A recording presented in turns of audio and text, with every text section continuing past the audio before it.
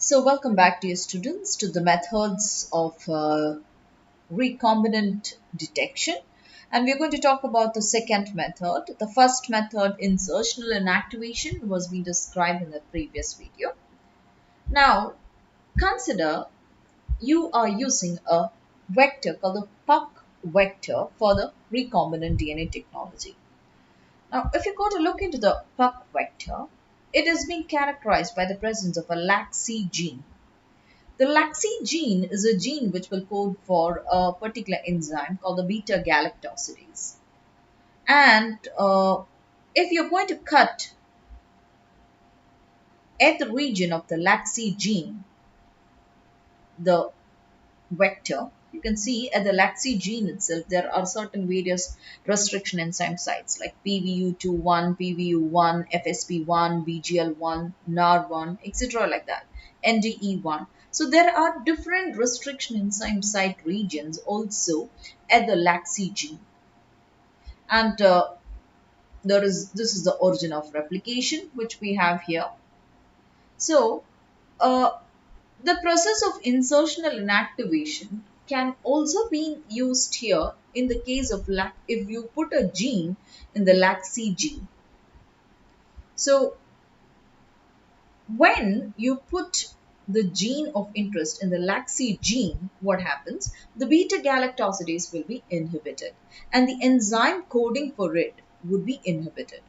And that technique is being used for a screening technique called the screening of recombinants, and it is referred to as a blue-white screening.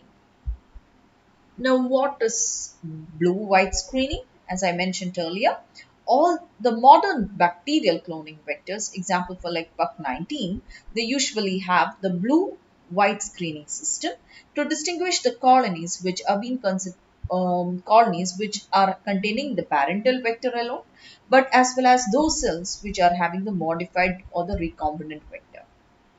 Now, in these vectors, when the foreign DNA is inserted into a sequence which codes the essential part of beta galactosidase, an enzyme whose activity results in the formation of blue colored colonies on the culture media, what happens?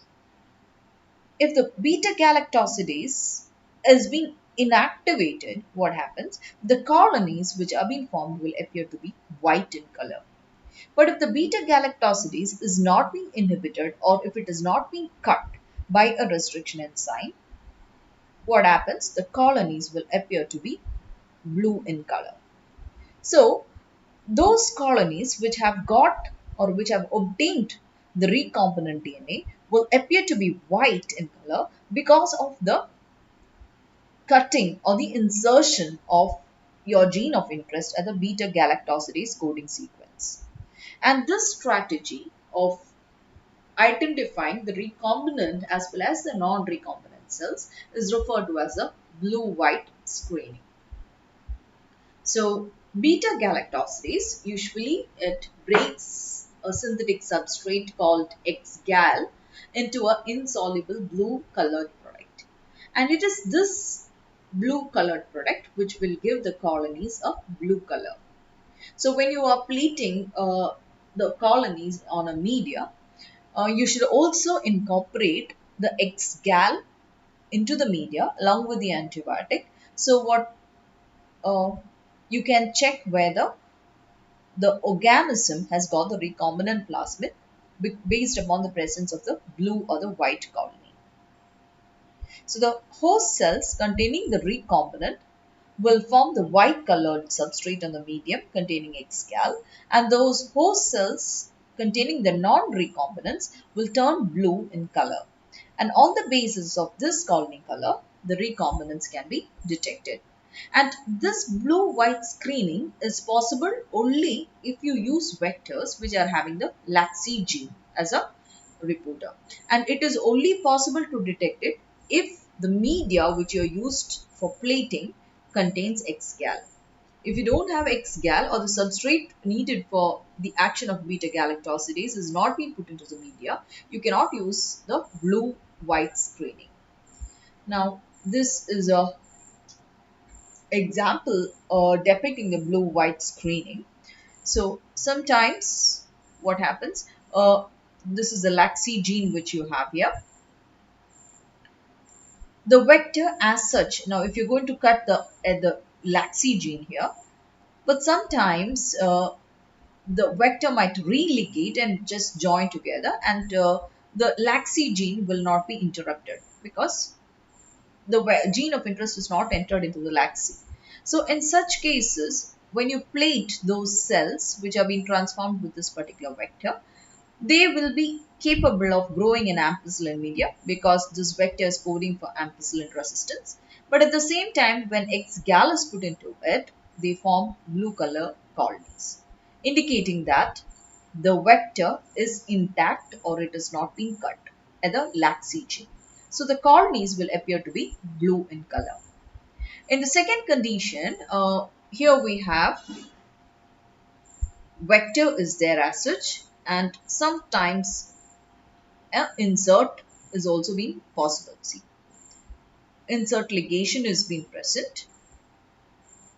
Okay, so in such cases you will have blue colonies as well as white colonies, because in some cases what happens, the uh, colonies will contain this type of vector also. See, the limited number of colonies are being found here, which are being considered to be blue in color. That means in all the blue colonies in this plate, they contain the intact vector or the religated vector. And all the white colonies will contain the vector into which the gene of interest is being coded over here. And finally, you have another one, the insert ligation happens. That is, the vector has not come. So what? If the vector has not come, the ampicillin resistance will not be coded by the cells and they will not be capable of growing on the ampicillin media. So I guess you, on the basis of three different conditions which could happen during uh, recombinant DNA synthesis by using vectors which have the laxi gene, we can detect the recombinants by the blue-white screening method. So I guess this is clear to you. We will be continuing with the next techniques of isolation, that is identification of recombinants, in the coming sessions. So thank you for now.